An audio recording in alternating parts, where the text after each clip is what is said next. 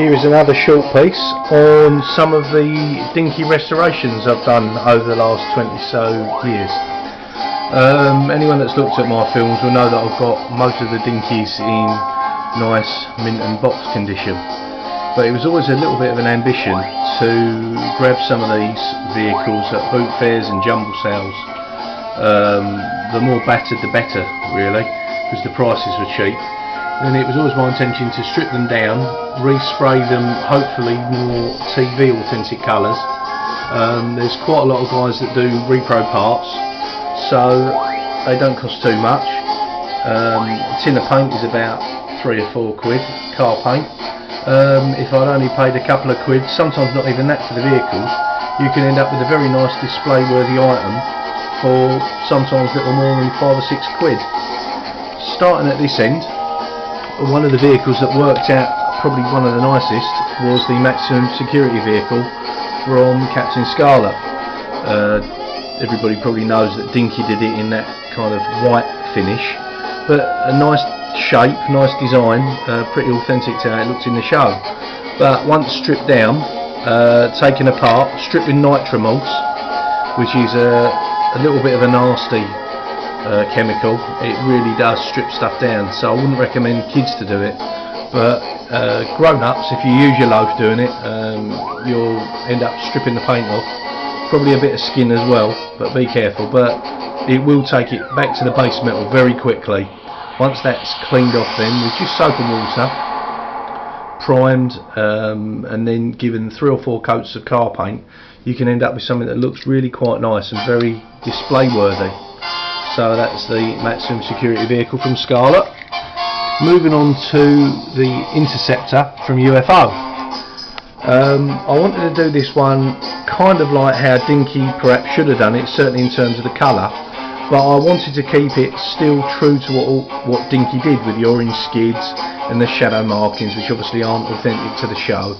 But it kind of looks close to how it looked in a lot of the advertising and the box artwork for the toy, but again, very well contoured. I think it's well documented that Dinky themselves often had original Anderson vehicles sent to them so they could get the shape and the design as close to the originals as possible, and I know the Interceptor certainly was one of those, so that accounts for it looking in shape and stuff so close.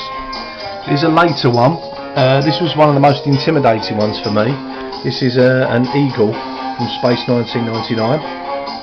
Brian Johnson's design there of a haulage, combat, reconnaissance, rescue vehicle sometimes. The pod in the middle changed, so rather like Thunderbird 2 it could do all sorts of things, but a very, very nice design. One of the most iconic from any of the Anderson shows.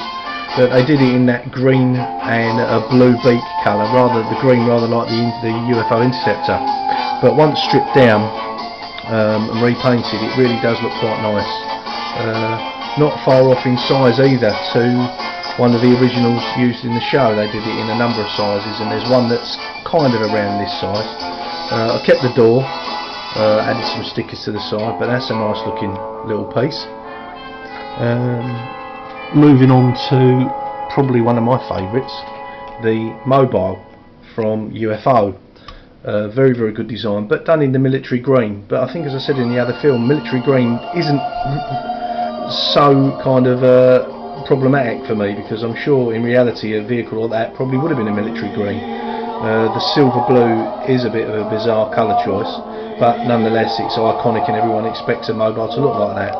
So once stripped down with some stickers and some Letraset style logos on the side, it really doesn't look too dissimilar to one of the actual vehicles. So that's a nice display one, and again probably in total cost me probably about £5 or £6 just to display.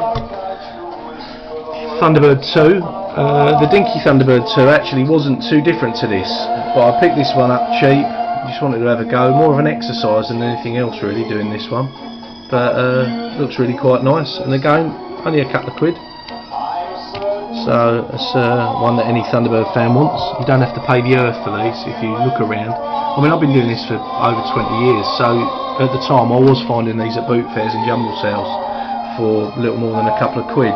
It's not quite the same now, even for bashed up ones, But if you're prepared to put in a little bit of effort, looking, and a little bit of work, stripping them down, spraying them, even the most unskilled guy, and I would certainly call myself one of those, can come up with a reasonably good looking piece to put on show. This is another one from UFO, Ed Straker's car, done in as close approximation to the actual colour as I could find in a spray tin from Halfords, but with a little bit of a nod to how Dinky did it at the back and at the front there. But looks, to be honest, far more appealing than the canary yellow or the chromy looking one that they put out. Sam Luger's car in the silver birch, looking a fairly close approximation to how it looked in the show. Dinky of course did it in 3 or 4 colours, none of which were right. Even the chrome silver, which is about the closest, is far too bright. But the one that I was perhaps most pleased with was the Armoured Command car, sold in the 70s by Dinky as a kind of a military vehicle, and as they said, designed by Gerry Anderson, the guy that made Space 1999 and the Thunderbirds.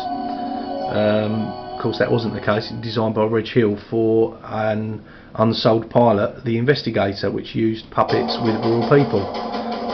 Not the most inspiring piece of Gerry Anderson's work, it has to be said, but the vehicle's very nice. The Reg Hill design, stripped down, painted green, from the green down to bare metal and sprayed red. I had to buy 2 to get another set of wheels. I used a generic kind of figure from a model kit and painted it up to look like John, the character voiced by Shane Rimmer in the pilot.